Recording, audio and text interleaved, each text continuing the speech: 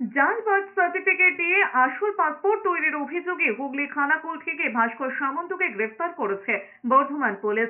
একাধিক সামগ্রী তার বাড়ি থেকে উদ্ধার হয়েছে বলে খবর। জাল নথি দিয়ে পাসপোর্ট তৈরির চেষ্টা, গ্রেফতারিতে বেড়ে দাঁড়িয়েছে 5। পুলিশ সূত্রে জানা গিয়েছে, সোমবার রাতে বর্ধমান জেলা পুলিশের একটি দল হুগলির খানাকুলে হানা দেয়। ভাস্কর সামন্ত নামে ওই ব্যক্তিকে গ্রেফতার করে তল্লাশিও চালানো হয়। বাড়ি থেকে উদ্ধার করেছে দুটি ল্যাপটপ, দুটি মোবাইল ফোন, একটি বায়োমেট্রিক ডিভাইস। এছাড়াও একাধিক নথি বাজেয়াপ্ত করা হয়েছে। সেগুলি আসল নাকি জাল সেসব খতিয়ে দেখা হচ্ছে।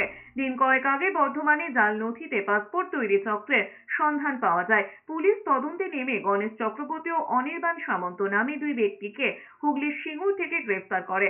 তাদের নিজেদের হেফাজতে নিয়ে জেরা শুরু হয়। তাতেই এই ব্যক্তির নাম বেরিয়ে আসে।